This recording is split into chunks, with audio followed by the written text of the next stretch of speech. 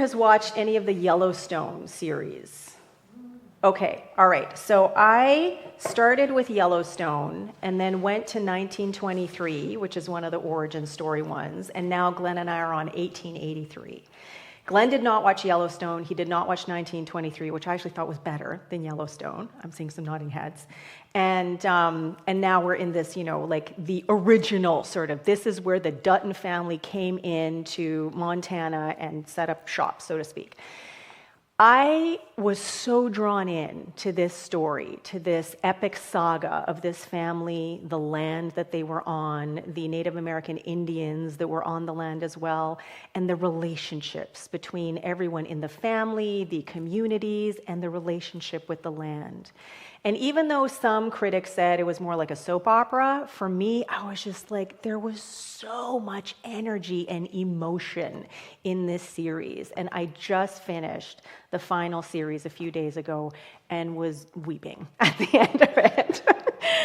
And it just it made me want to be a cowboy, the same way that when I saw Maverick, I wanted to become, a fighter pilot. And part of that is also growing up in Alberta. I mean, I feel a kinship with the prairies and the land. And even though Montana is a little bit different, we have cowboys in Alberta, right? So anyway, so I was watching this, and as I was watching this series over the month or so, there was all of this emotion coming up, and this is how emotion was coming up as the theme for here. And then Glenn and I went into this year-long program with Kate Northrup called Relaxed Money, which is all about the relationship between money and the nervous system. And not just money itself, but all of the beliefs, all of the stories, the ancestral lineage, like everything that is heaped on there, and the nervous system. And what is so fascinating to me, because I did used to work in a chiropractic office as an assistant for almost 3.5 years, is how when the nervous system is out of alignment, so is everything else, right? It's kind of like when we don't remember who we are, when we're not anchored in the truth of who and what we are, everything can sort of be a little wonky to downright falling apart. Now, I was also reminded of this when I went to water my garden a couple of weeks ago, and I picked up the hose, I turned it on, and I'm watering, and I'm like, what the heck is with this spray? Why is it not coming out fully or properly, whatever? And then I look at the nozzle, and I notice that it's in between settings, right? And so all I had to do was just put it back to the full setting, and right? Like this full-on spray, watering the garden, everything is nice and flow and even and strong and, directed where I want it to go. And so all of this was sort of permeating or sort of in the atmosphere for me this morning as I was thinking about what is it that wants to be shared today in terms of emotion. And so for me, it was all about getting back into the flow, which happens to be the title of my talk. Okay, and so here, I just thought this was a super cute photo of this little guy who is holding a hose that seems to be on its setting and is directing, the flow of life and energy and everything, just giving it to the garden and enjoying every single moment. Also being fully present to what is going on, okay? And so I thought this is what I want to share today, is that we have an opportunity to be more fully present, to be more aligned, to be more aware of what is happening with us if we pay attention to emotions, if we pay attention to the lack of emotions. And what we're learning in this program that we're in is that sometimes it's not enough to just think something. It's not about your mindset. It's not about even trying to change your energy, because if you are in some kind of sympathetic fight or flight or fawn or freeze or flop or whatever the newest F is these days, then you literally cannot do something different because you are in survival mode. And what your body is thinking, it's not safe.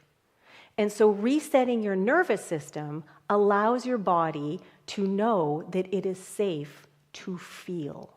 It is safe to move energy, to experience energy in motion, to experience emotion. So it's not about bypassing, it's not about ignoring, it's not about, sort of shoving it under the carpet or even like feeling it just for the sake of feeling it. It's for the sake of allowing whatever it is that is already there to come through and work itself out, kind of like when an animal just does that crazy shake, to like get rid of whatever it is that they just experience. So Our affirmation for the month is, I welcome all emotions as invitations to deepen my awareness and to more authentically express the love I truly am. And so I'm inviting us all to take a look at emotions, to consider them as information. Information about what is it that is percolating underneath the surface that might require some attention. And if it's something that we aren't able to tune into right away, if it's something that we're not available or we're not able to navigate because our body thinks that there's danger lurking, that there's some kind of threat, that this is a good opportunity to do some resetting. Now, one of the things that I've talked about many times from this stage is positive intelligence, which is one of the modalities that I use for coaching. And that is a way of getting into the body. It's a form of mindfulness where you get into the body, into one of your senses, so that you can literally get out of this back limbic part of the brain and into the middle prefrontal cortex so you can be in the present moment. Because it's only in the present moment when you can focus and you can experience clarity and you can actually make choices, conscious choices and decisions. Sometimes you also need to deal with the nervous system because the nervous system is all about energy in motion, right? And if there's a kink or there's a blockage or there's some kind of interference in the way, energy is not going to flow. Just like the setting on the hose or the hose itself being kinked, right? So the nervous system resetting helps the body to know that it's safe to feel, that it is safe to express fully rather than suppress, repress, and eventually become depressed.